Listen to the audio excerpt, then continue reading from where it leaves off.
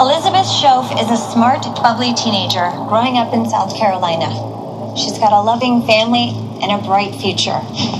But she has no idea that a madman is hunting her.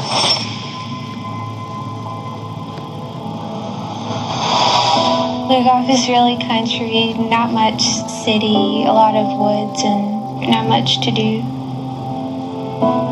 In fall of 2006, I had just got into high school. I just gotten a boyfriend, and life was just pretty much great. Okay. Number 17. Every day after school, I had to watch over my brother and make sure everything was okay. Elizabeth was very reliable. She was always very protective of her brother. Hey guys, we're home. Hey, Mom. Hi, Mom. Elizabeth was a happy child. We had a normal family.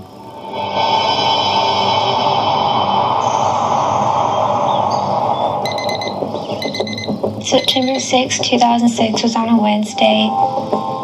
School went really well, got along with my friends, and of course got to see my boyfriend. The bus ride home was typical as any other day. I continued walking home by myself and got up into the driveway. I could see the house. I could hear my dogs barking at me.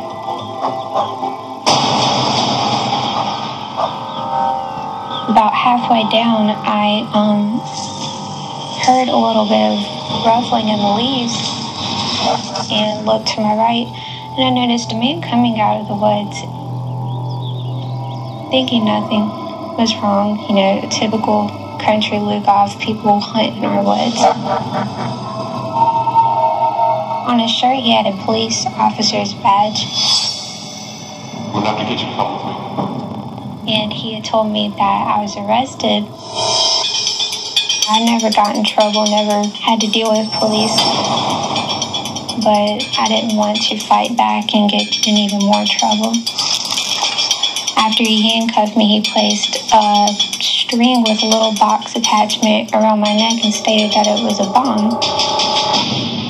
If I tried to fight back or run away, that the bomb would go off.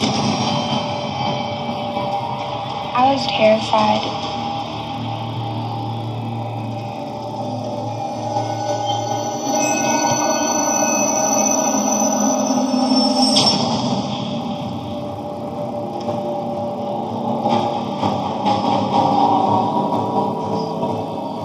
He made me go with him through the woods.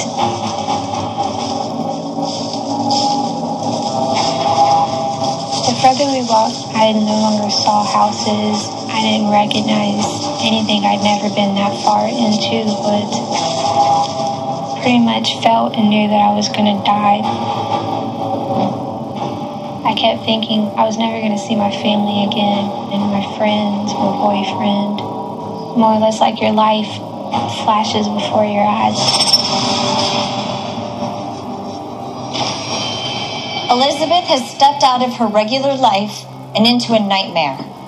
What she doesn't realize is her kidnapper has been stalking her for weeks. And Elizabeth's abduction is only part of his monstrous plan.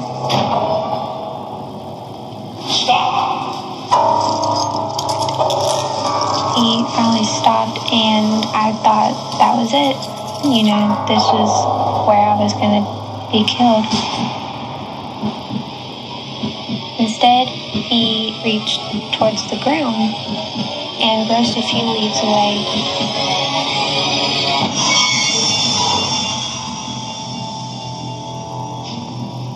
And I'm just standing there. I just didn't know what it was. Get in. Get in. Move it. Go. Get down there.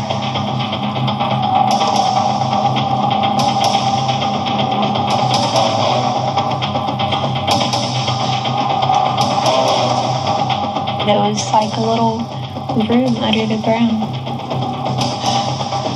All the walls were dirt. I could see that there was what was a homemade bed, a portable television, canned foods, trash, and whatnot. It was just disgusting and surreal to me. Ideas were rushing through my head. What was he going to do to me down there? Was he just going to rape me, kill me, and leave me in there from her grave?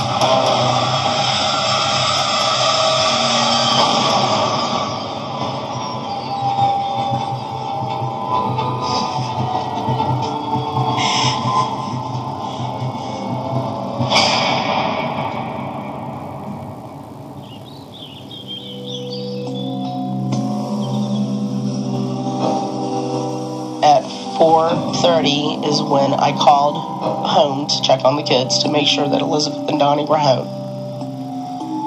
My son answered the phone, and I'm like, "Where's your sister at?"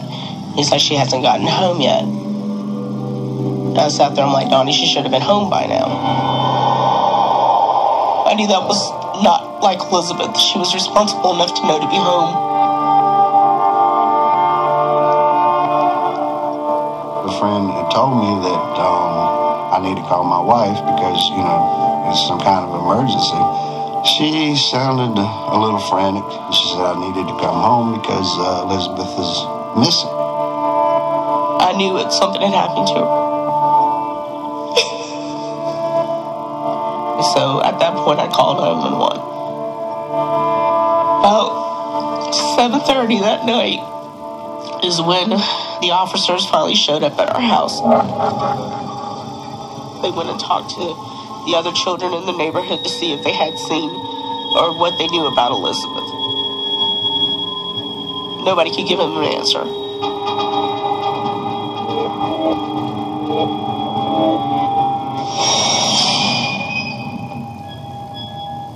He took the bomb necklace off me. Then he began to unclothe me. But I kept begging him not to. I told him I would do anything, don't kill me, don't hurt me, and he just dismissed my actions and requests and continued to disclothe me. That was the first time he actually raped me.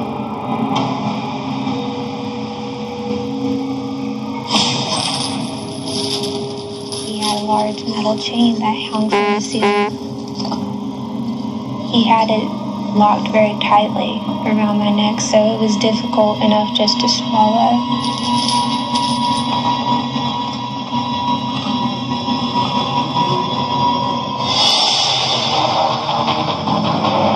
Our friends started searching in the area. Everybody was out looking. Oftentimes when you have a child missing and you don't have many clues, the end result is the worst result. I was so afraid they were going to find her dead.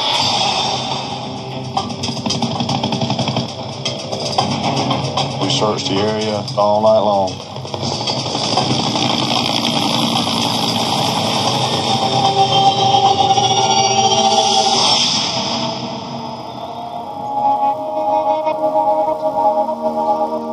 As a parent, it's the most devastating idea. Not knowing where your child is.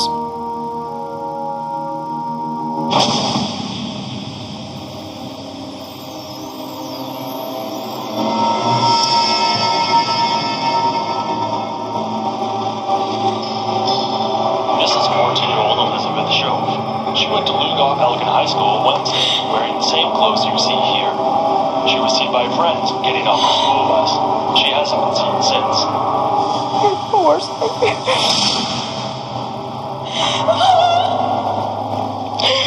Just put that baby out. As soon as I saw her, I started crying. Just wishing I could reach into the television and go back home or let them know where I was. I don't want to be here. Shut. I don't want to be here.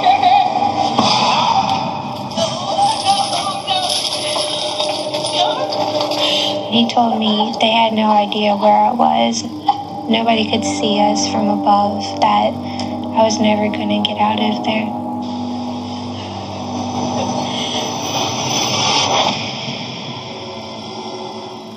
Gummy vitamins aren't just for kids. Try VitaFusion Multivites, specially formulated for adults. No more hard-to-swallow pills, just great-tasting gummies packed with essential vitamins and minerals to help keep you healthy. VitaFusion, we make nutrition taste good.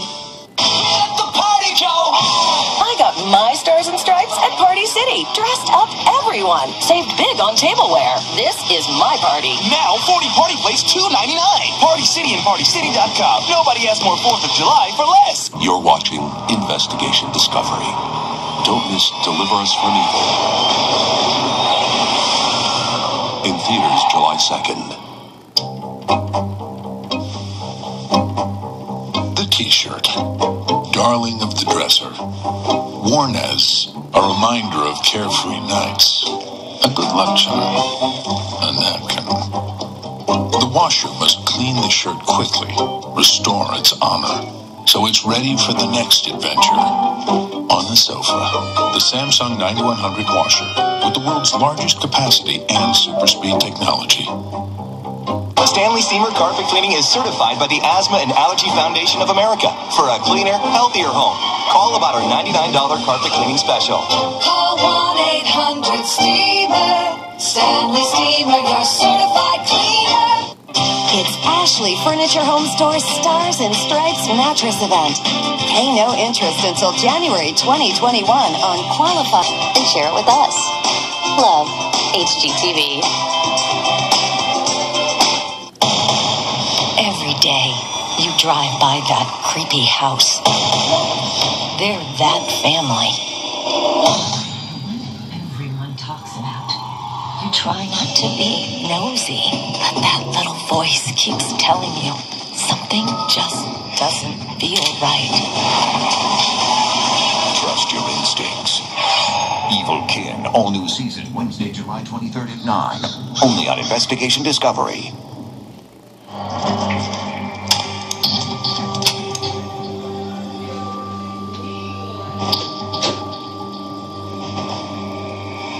I just wanted to escape him so badly, but of course I didn't want to die either.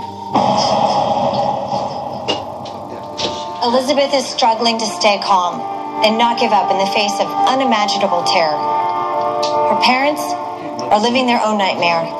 Their child is missing with no leads. They pray the police will find her within the remote landscape.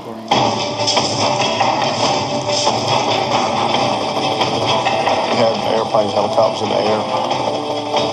We had ground search going on through the woods. It just expanded on out for miles. The thought was in the back of my mind that we were maybe looking for a body, but I wasn't convinced yet, and I wasn't willing to give up.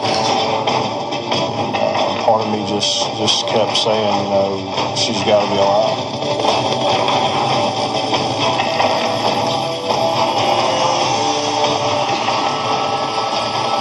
We would hear the loud helicopters when they were right above us.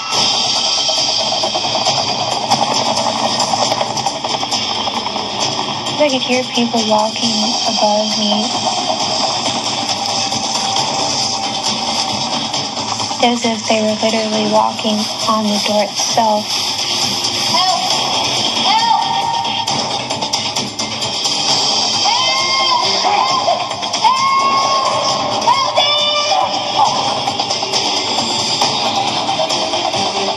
I could tell he was frightened. He was scared that somebody was about to recognize the door there.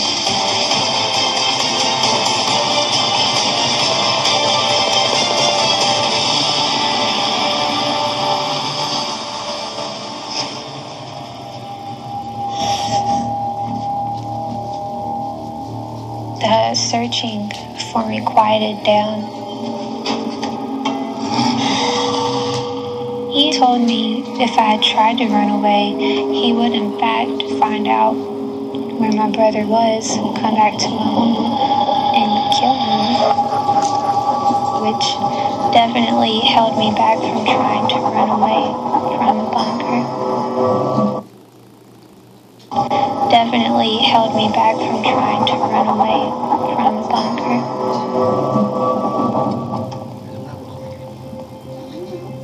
Every day we searched. We did not give up.